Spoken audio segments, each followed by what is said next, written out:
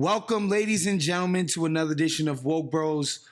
Of course, I'm Big Wos, aka Wosny Lambre, joined as always by my partner, the man with the plan, finally back from vacation.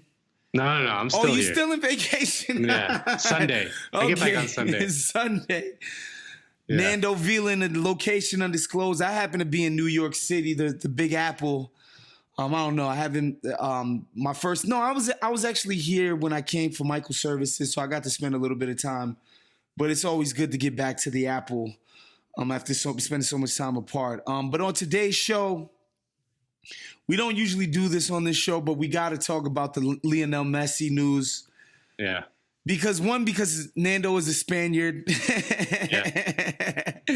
And two, because it's earth-shattering news. We want to talk about that. And of course, we want to get into the Massachusetts primaries, AOC getting in the mix, only after Nancy Pelosi stupidly put herself interjected into the mix.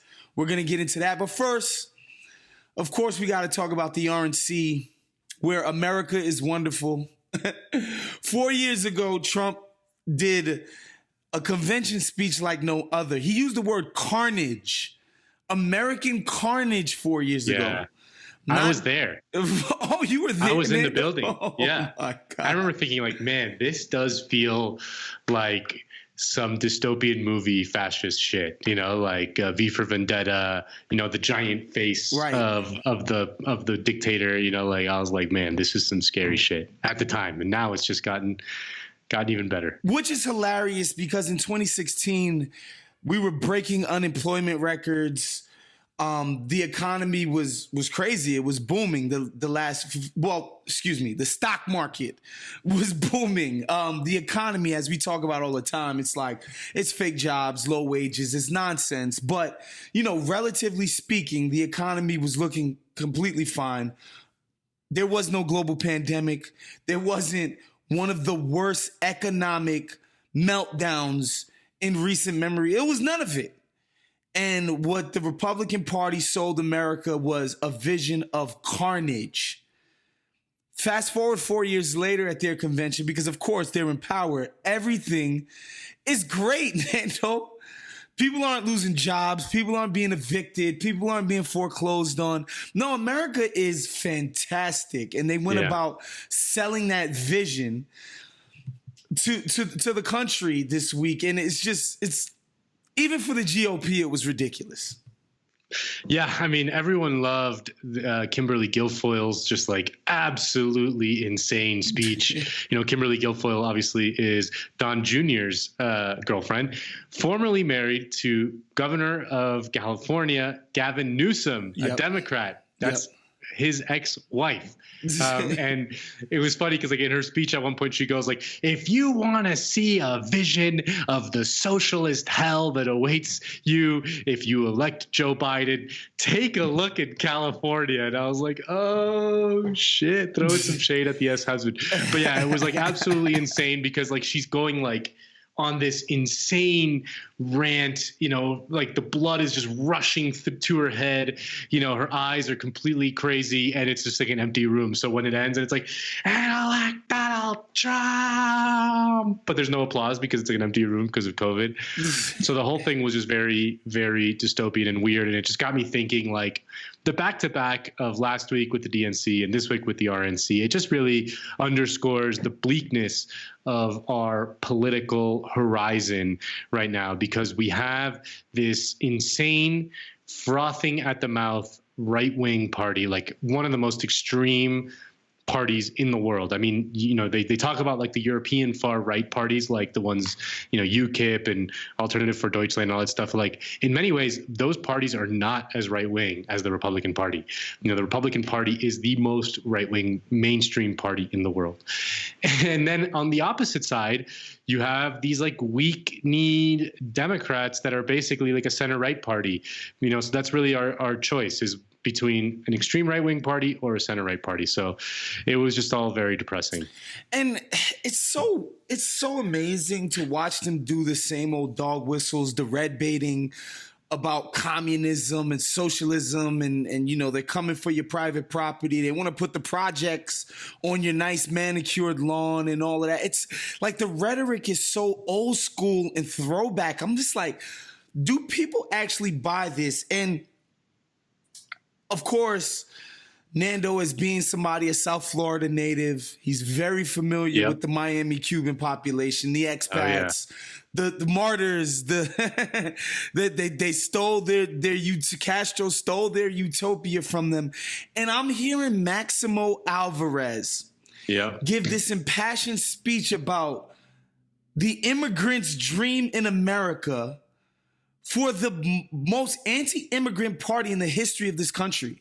There's never been a party this anti-immigrant. He's saying it like unironically, and I'm just like, where are we? What is happening here? How can you explain to our viewers the sort of general disposition of the ultra right-wing tendencies of Miami Cubans and why this immigrant man can come on that stage and tell that story unironically about America and how great it is for immigrants while supporting, again, the most anti-immigrant party in the history of this country? Right, because they don't consider themselves immigrants. They consider themselves political exiles or refugees. Cuban Americans, or Cubans in general, do not have to go through the regular immigration channels that everyone else in the world has to go through. They have a special status. There's a law called wet foot, dry foot, that as long as you get 1 foot on dry American land, you will get papers. No questions asked if you're a Cuban. So this guy, Maximo Alvarez, actually came to the United States when he was 13 years old in the Peter Pan airlift in the 1950s, shortly after Castro took over. All those guys got processed right away. There was no, like going through the regular INS channels or whatever that, say if you're a Mexican immigrant or a Haitian immigrant or whatever, you have to go through. So that's how they square it away with themselves. Like they're a special status, and they do have a special status in the face of the law. And, it's just, it's part of the fanatical anti-communism that has been fomented by the United States in Congress with the Cuban American community. It's like a, self-reinforcing mechanism. I mean, Cuban exiles have been involved in some of the worst, terrorist atrocities you could in Latin America. And they do it always with the help of the United States. I mean, obviously the most famous one is the Bay of Pigs invasion, where they literally invaded Cuba. It was great to see. I mean, they love Trump, especially the older ones. They love Trump. I mean, it's starting to change somewhat with the younger generation of Cuban Americans, that they just don't care about, Castro and anti-communism as much as their parents and grandparents do. But the parents and grandparents still very much are into fanatical anti-communism, and that's why they love the Republicans and they love their boy Trump. They love him. They love him. So that's how they square that away. I mean, it's just, sometimes some things never change. It's the least surprising thing in the world to see a guy like Maximo Alvarez just, this insane speech in which he compared Joe Biden to Fidel Castro. I mean, this is one of those moments where I wish Mike was still around, because he would have had such a great time. He would probably do a Joe Biden as Fidel Castro impression, come on, man, we got to go up in the mountains and start an insurgent guerrilla campaign, man. This is what I'm talking about, man. We got to arm the people and kill the bourgeoisie. Joe Biden, who is, of the corporatist Dems, he might be the most corporatist Dem left around. He is dyed-in-the-wool capitalist with a capital C, I'm talking about, man. If he could, he would get capitalist tatted on his chest. The idea that you would compare Joe Biden to Fidel Castro is the height of insanity. And that's never mind, because it's the Republicans, because it's American politics, they'll never make the distinction between socialism and communism. That's just asking way. Let alone like liberalism. Forget about it. Yeah. They'll never make that distinction, but they love to use Cuba. They love to use Castro, and he has committed atrocities against people. Don't get it twisted. He absolutely murdered all of his enemies, imprisoned them, all the intellectuals. He was like, no, we getting y'all the fuck up out of here. Absolutely committed crimes against people in Cuba. Absolutely the ruling class. He completely shoved it up their asses when he got into power. There's no doubt about that, right? And you got to think to yourself, somebody like Maximo Gonzalez, him and his family were absolutely firmly entrenched in the Cuban ruling class. Oh, yeah. 100%. They're like, Castro, we had this gravy train going, and this motherfucker ruined it. Mind you, that's not to say nobody ever talks about the black Cubans, the condition of black Cubans out there, and basically they were the subjugated class. And again, those people would argue that Castro never did anything for anybody in Cuba. He's done nothing. He hasn't made it better for anyone. Blah blah blah blah blah. Sure, we were subjugating them, but we had casinos. It's whatever. We don't need to get into the politics of the Cuban Revolution on this show, but I just think it's fascinating the way the Republicans can try to label somebody like who literally ran on the idea that like, no, I just want the rich people to do their thing. I don't want nothing else for anybody. The people who are all already doing great, we want to keep it that way for them. Nothing else matters. Nothing else matters to this guy. So to watch them say this about Joe Biden it's the height of insanity, dude. I mean, Joe Biden is the senator from the state of Delaware. Right. I've said this before on the show. The number one job of the senator of the state of Delaware, a very corrupt state that is basically has like a sort of managed democracy, in which the party leadership just kind of picks who's going to be in office at any point. The number one job of the senator from the state of Delaware is to be the advocate and to carry water for the credit card companies, especially, but in general, kind of financial institutions and stuff that are all incorporated in the state of Delaware because there are no state LLC taxes. So, and Joe Biden has done that his whole career. The only reason why we're subjected to Elizabeth Warren in the current political environment is because she got into politics to stop a bankruptcy bill that Joe Biden co-wrote that would basically make it harder for people to discharge their credit card debt through bankruptcy laws. Basically a giant gift to the credit card companies. That has been Joe Biden's career. So yeah, he is not about to step into fatigues, light up a big cigar, and lead an insurgent campaign from the mountains of Appalachia, against Washington. He's just not going to do that anytime soon. No, he is 100% going to carry water for the most powerful corporations in the world. Don't worry, Maximo Alvarez. Joe Biden becomes president, they will not expropriate your disgusting mansion in South Miami that definitely has, like 57 bedrooms and like a giant picture, a giant oil painting of the Virgin Mary. Yeah, that's not going to be expropriated in any time soon. And again, Tim Scott got up there. They trotted Tim Scott black ass out there. He had the nerve to mention George Floyd and Breonna Taylor. I'm just like, yo, you're just. Who was it? There was someone who went up there who had she had like a mixed race kid and then some white kids, I think from like different marriages or something. And she went up there and actually stated that like my brown skinned son is statistically more likely to commit a violent crime than my white skinned children. It's like, it's amazing, like. Ooh, child. My goodness.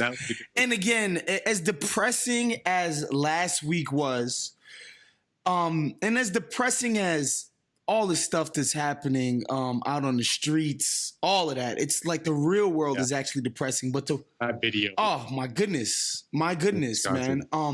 As depressing as all of that is, you watch the Republicans, it's like these fools don't have a single plan. They don't have a single idea. We mention it all the time on the show, but like they won so long ago, like deregulation and tax cuts, and like the mission of conservatism has been won for so long. They're out of victories. They have to like create things to like actually try to want to win again, like beating up Mexicans. Like it's like the actual mission of the party and the movement won. They've been won. Clinton was sucking up to them like, hell yeah, let's cut welfare. Hell yeah, let's like, dude, they won.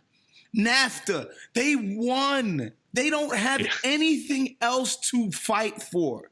They won. You can't cut capital gains taxes anymore. You know, like you literally can't. You know, like I mean, they're at what, like 15%. I mean, I guess they could go down, you know, a little further, but like it's like, what are they? They're not gonna, you know, like they can't. There's nothing else left. You know, they've raided the vault. Dude. You know, they have all the money in their pockets. They can't get richer at this point. Like, you know, the capitalists won. They've been won. Like, we're talking about the 90s. This thing was completed. They were done.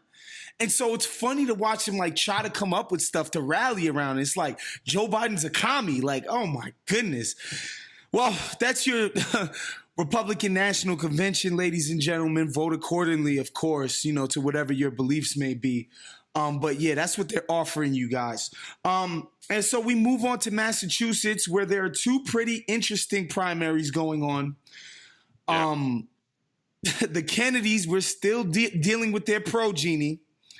Oh, yeah. And Joe Kennedy is running some type of insurgent campaign for God knows why.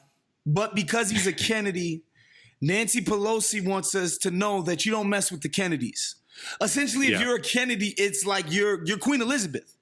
You get to do whatever the hell you want. Like when it comes you're an aristocrat. You're an aristocrat. When it comes to democratic politics, you're untouchable. We don't care what you actually stand for. Like Joe Kennedy, man, he's got some out there views on policing, all this crazy shit. Weed. Like weed. He's off weed, guys. I mean, like he's the worst. He's the worst that the party has to offer. And of course, Nancy Pelosi, she completely disregards her own self-imposed ban on supporting primary candidates just so she could suck up to Joe Kennedy for God knows what. And so AOC jumps in there and says, no, I'm supporting his opponent. Speaker Pelosi has, you know, gone against her own rule, and fuck that. Fuck that. Yeah. So yeah, I mean, there's a lot to unpack here. I mean, the race is between Joe Kennedy III, this redheaded, disgusting, moist-mouthed dipshit. He's if anything, he'd be Bobby's grandson. Okay, grandkid. Because he's like young. Right, you know what I mean? He was born like in the 80s. So it's Joe Kennedy III. He's Joe Kennedy's son. So he's the brother of John and Bobby. Okay. So he's running against a guy named Ed Markey, he's a one-term senator. He's running for his second term. He was a longtime member of the House of Representatives. He got elected in 1976, if I believe, as a very young man. And Ed Markey he's not Bernie Sanders. You know, he's not like this, you know, democratic socialist, you know, kind of flamethrower that Bernie was his whole career. But Ed Markey was kind of like a solid progressive. You know, he wasn't, he really kind of was on the left wing of the Democratic Party, which isn't saying much, but he was definitely like a kind of solid progressive. And especially in his early days, he was kind of a rambunctious kind of pro-labor Democrat at a time when it wasn't that in vogue to be that kind of guy.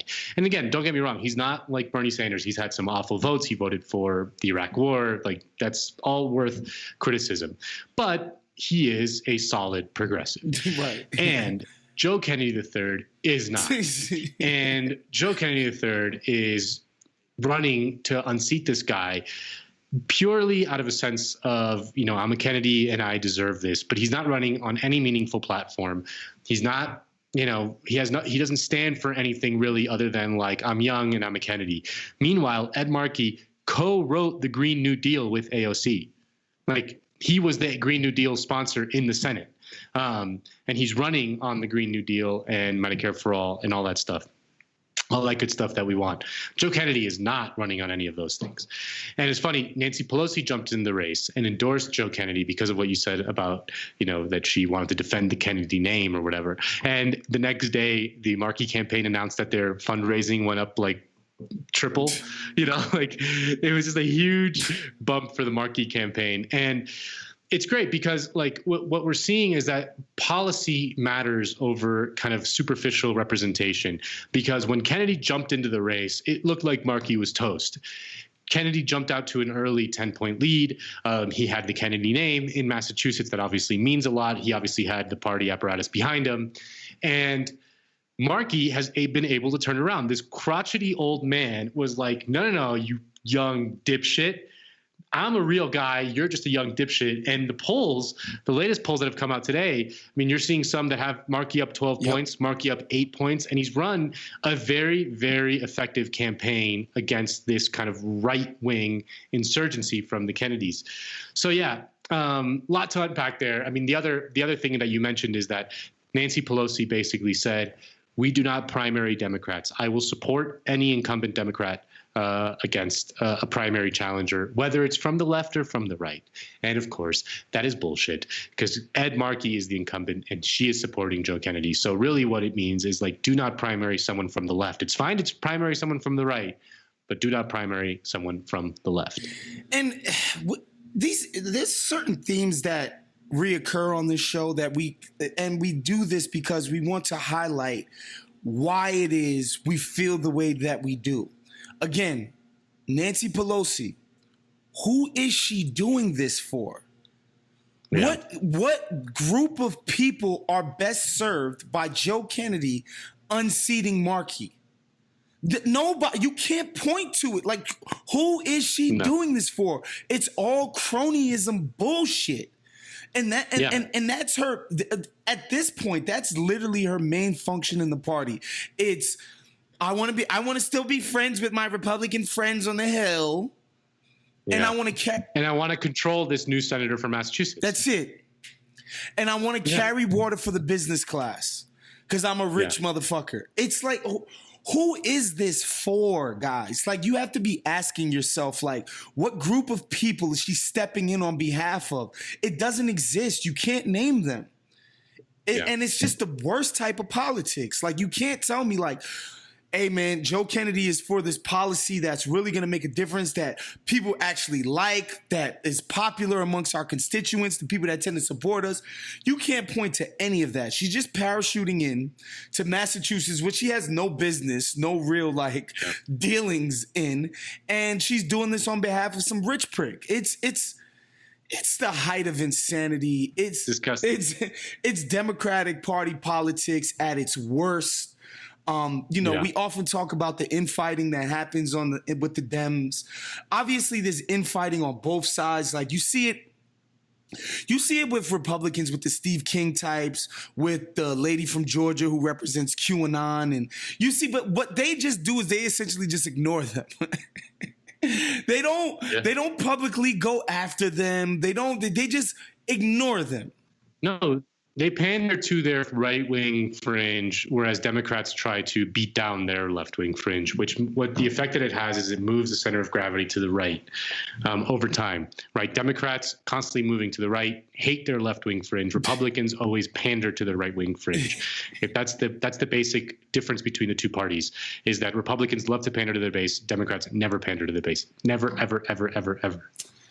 Yeah, and so there you have it. Looks like justice is going to be served, and Kennedy's going to get his ass whooped. And that's great. We do want to get into Alex Morse. Yeah. So this scandal or whatever we're calling it is a bit convoluted. I'm having myself trouble. I know there's like a Tinder and all of this. I can explain Yes, there's some weirdness going on here. And again, the party establishment is doing stupid, unnecessary things on behalf of trying to maintain power. But please, Nando, break down this situation with Alex Morse. So this is a race that's also happening in Massachusetts, also on September 1st. So if you're in Massachusetts, go out and vote for Ed Markey over Joe Kennedy, and go vote for Alex Morse over Richard Neal. So it's a race between Alex Morse and Richard Neal. Richard Neal is one of the most powerful Democrats in Congress. He is the chairman of the Ways and Means Committee. And you know what that means? That's the people who control the money. That's the Ways and Means Committee is one of the most important committees in Congress, and Richard Neal is the chairman. Okay, so he's being challenged from the left by a guy named Alex Morse, who I got to say, I've seen him in interviews, and he's a very impressive dude. Alex Morse has got his shit together. He is very smart. He is like an absolute solid left guy who believes in all the things that we believe, Medicare for all, Green New Deal, all that stuff. They tried to kill the Alex Morse campaign by drumming up this absolutely ludicrous and fake sex scandal, like a Me Too type of thing. Alex Morse, for context, is gay. And what they did was the party apparatus working with something called the College Democrats at UMass, because Alex Morse was a professor at UMass, in the UMass system, working with the College Democrats of UMass. They basically did this like entrapment thing in which some students and stuff would match with him on Tinder, you know, and not his students, just students in general. I mean, Alex Morse at the time was like 26, 27. Like it wasn't like he was like a 55-year-old man sleeping with a 21-year-old. He was like a 26-year-old man sleeping with a 21-year-old. Right. It's not that big of a deal. Right. But they would match with him on Tinder and then like exchange pleasantries. Not even that, like, because the text came out, they weren't even that like that. It was more like, so what are you up to? And it's like, oh, I just got back from a fundraiser. Right. And, you know, like it wasn't even like, you know, what are you wearing right now? Or like, can I see your dick? It was like, it was really just like, no, I just had a good night. What's up with you? You know, like nothing, the most tame shit ever. And they tried to like basically create this fake Me Too scandal in which, you know, the scandal being that he's sleeping with his students. And that's just not what was going on. It was a total bullshit entrapment. And it looks like because of kind of the pushback from left media, especially a lot of reporting in The Intercept, Alex Morse has been able to survive this fake scandal. It's made the Democratic Party look ridiculous. And so the polling on that race is a little less reliable than it seems like it's in the Senate race, because it's a Senate race is a statewide race. Yep. This is a county Sometimes race. It's tough to get good polling in the smaller counties. So, but if you're in that district, Richard Neal is one of the worst Democrats, and he's very, very powerful. But like, I just want to read something about Richard Neal. Okay, so as chairman of the House Ways and Means Committee, which, like I said, is one of the most powerful committees in the House, the ones who control the money. As chairman of the House and Ways and Means Committee, before a March 2019 hearing on Medicare for All, Neal told Democrats on the panel that he did not want the phrase Medicare for All to be used. He argued that Medicare for All was wrong on policy and a political loser. And then in December of 2019, Richard Neal personally stepped in to kill legislation that would have ended something called surprise medical bills, because of course Richard Neal is in the pocket of the health insurance companies and their lobbyists on K Street. So Richard Neal is absolutely awful, dog shit, corrupt, you know, the worst.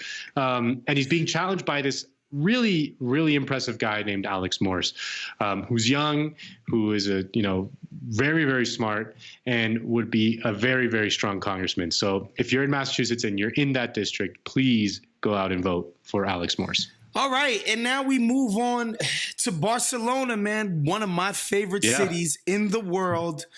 Oh yeah, I'm that's where my mom's from. Oh man, I went there 3 years ago, Nando. When I tell you I had the most amazing time. First of all, I got to Barcelona and everybody had their damn tops off. I was like, this is great. This is great. This is fantastic. Amazing food, amazing wine, amazing nightlife, amazing culture, history. Fucking love Barcelona. If you ever get the chance to travel out to Spain, guys, you need to go to Barcelona. Ibiza, whatever, who cares? Hit me up on Twitter. I'll give you a proper guide of the city of Barcelona. Yes, sir. But yes, man, it hit the news wires yesterday that Lionel Messi has spoken to the management of Barcelona and told them, I want out. I want to get out of here. Inevitably, of course, we hear that City's already been in touch with him and his people. And I don't know if you know this, but I'm a City supporter, Nando. So I got pretty excited. Would be nice. I'm about tired of silver by now.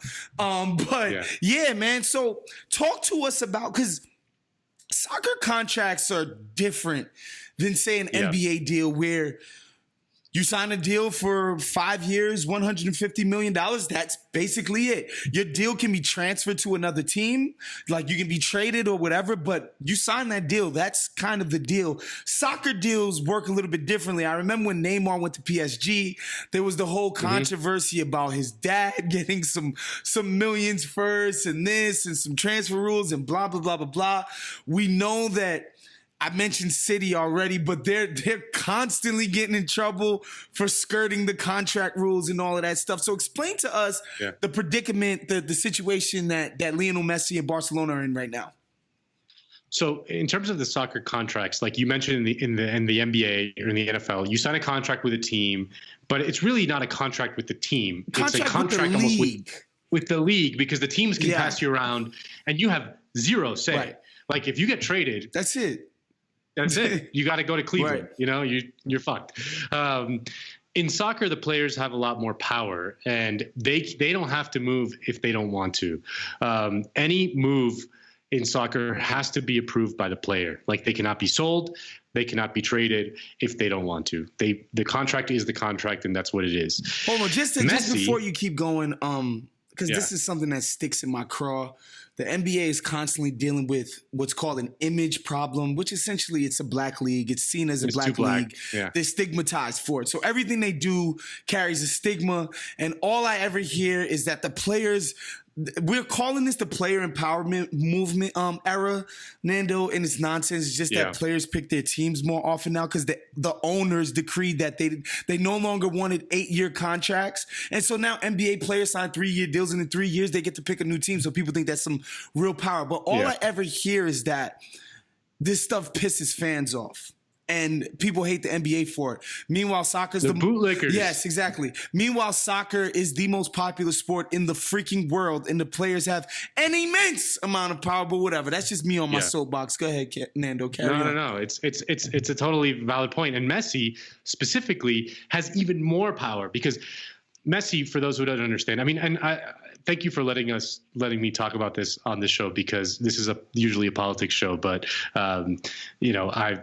I also cover soccer, but I don't cover soccer for anyone right now professionally, and I need to talk about this with someone. So Messi, who is the best player in the world, probably the best player of all time. I mean, it's like the comp is Jordan, right? Like, it's as if Jordan was around. And of course, because he's so good and he's been so great for so long, I mean, he literally has been the best player in the world for probably 15 years. He has a lot of power within his club, and he was able to negotiate certain clauses in his contract that are not available to anyone else.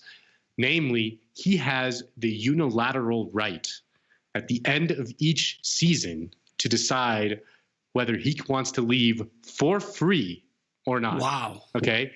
So he has like an out every year. So what Messi did yesterday is exercise that clause. The problem is, because of COVID, the original contract stipulated that he had to, that it ended on June 30th, right? Which is like usually when standard soccer contracts end. But that's usually June 30th. It's because that's by that day the season is over. Yep. But because of COVID, the season actually went in through August. The Champions League just ended this weekend. So Messi is arguing that no, that clause is valid until the end of the season, and this is a special case. And therefore, Barcelona's arguing, no, that lapsed in June. You're under contract for at least one more year. So it's going to get ugly. It's going to go into the courts because unless they can find some sort of deal. And there's been a lot of speculation as to who would snap up Messi. There's not many teams that can because Messi has a monster contract. Right. Just for context, Messi probably makes 50 million euros a year after taxes. Lord have mercy. Yeah. Okay. And so there's not many teams that can afford him. And then because of this kind of snafu over the release clause, if it's most likely going to have to work out in which some team would have to pay Barcelona for Messi's rights. And Barcelona's not going to sell him for anything less than a world record fee, which would be over 222 million euros, which is what Neymar went for. So monster numbers. I mean, it's hard to overstate just how seismic this was yesterday. Messi has been at Barcelona since he was 13 years old. It's as if Jordan, at the height of his powers, was like, I'm out. I'm leaving Chicago. Who wants me? Yep. Can you imagine the feeding frenzy? It would have been insane. And so that's what's happening now with Messi. So now we got to break down the clubs, the European clubs who can actually afford this, because it's a very, I feel like, minute amount of clubs who would have the resources and, and would actually want to make this work. Who do you think these clubs are? So there's only a handful of clubs that could actually take something like this on. And for the most part, not exclusively, but for the most part, it's clubs that are owned by a state. Mm-hmm. There are certain clubs that are owned by countries. PSG is owned by the country of Qatar. Yep. They have all of the money that the country of Qatar has at their disposal. So PSG, Paris Saint-Germain, the team from Paris, is one team that could have the financial heft to take something like this on. Inter Milan is owned basically by the Chinese. And so they are reportedly making moves. Man City, your team, Big Wos, is owned by Abu Dhabi, United Arab Emirates. They have all that good oil money at their disposal. And then the other team that is probably able to handle something like this, even though they're not owned by a state, is Manchester United, the other team from Manchester, just because they get so much money coming in from TV deals and sponsorships and things like that. They're just the biggest brand club in the world, probably. For political reasons, Madrid is out of the question. No. It's out of the question. Madrid maybe could do it, although they're, a lot of these clubs are having to tighten their belt because of COVID, which is why the state-owned clubs are the ones that don't have to. They're fine. Right. I mean, the oil still They're literally getting money out of the ground. Yes. So if I was a betting man, I'm thinking it's Man City. Man City has a lot going for them. I mean, outside of the fact that they have the money to do the deal, Man City's coached by a guy named Pep Guardiola, who is the guy who really elevated Messi's career at Barcelona. Yep. Messi was always a very good player, great player even. When Pep got in there and he changed some things around, Messi went from being a great player to probably the best of all time. There's rumors that they had a falling out, but that was a long time ago. You can imagine that they've papered over it at this point. Messi would probably like to go somewhere where he's more familiar with the leadership. And the leadership of Man City is the people who used to run Barcelona in Messi's heyday. Ferran Soriano is the president of Man City. He used to be the president of Barcelona when Messi was in its heyday. Pep Guardiola is the coach. He knows that leadership team. The other factor that's important is that Man City has a guy on their team called Sergio Agüero. Sergio Agüero is the center forward for Man City. He is one of Messi's best friends in the world. So you can imagine a situation where Messi would feel very comfortable walking into that situation. Messi would also walk into a situation in which the team is already very, very, very, very good. Yep. It's just a great team. PSG is not a very good team. Man United is definitely not a good team, and Inter Milan is not a very good team. Messi clearly wants to win the Champions League again. I just can't see him going anywhere else other than Man City if a deal is to be worked out. But again, I got my popcorn ready because like this is the most seismic soccer news you can imagine. Yep. I mean, certainly in the last 20 years. Yep. Wow. So we'll be watching that very closely. Like I said, I saw the reports that City had already been in contact. And I said, of course, mind you, this was supposed to be an off season where they fixed the defense because the defense was so terrible this season. But they said, fuck that. It's Lionel Messi. We need to get this dude in City Blue. And that would just be fantastic. Just to give you an idea, Messi is the all-time leading goal scorer in the history of La Liga, and he's still active, but he broke that record like 2 or 3 years ago. Messi has the record for most goals in a season. Messi just broke the record this year for most assists in a season. You know, he's kind of like Wayne Gretzky in that his numbers are like insane, so off the charts that it's hard to wrap your mind around. Like, you know, the numbers are really both like goals and assists, you know, like, and everything else from like dribbles and key passes and like all the advanced metrics. Like you always see like a little dot that is just like way above everyone else, and it's Messi. Everyone else is kind of operating in here, and Messi's like all the way up there. So yeah, any team that gets him is getting the best player in the world. So you do that deal, and you figure it out later. All right, there you have it, guys. Great show as always with Nando. Make sure you become a Patreon if you can.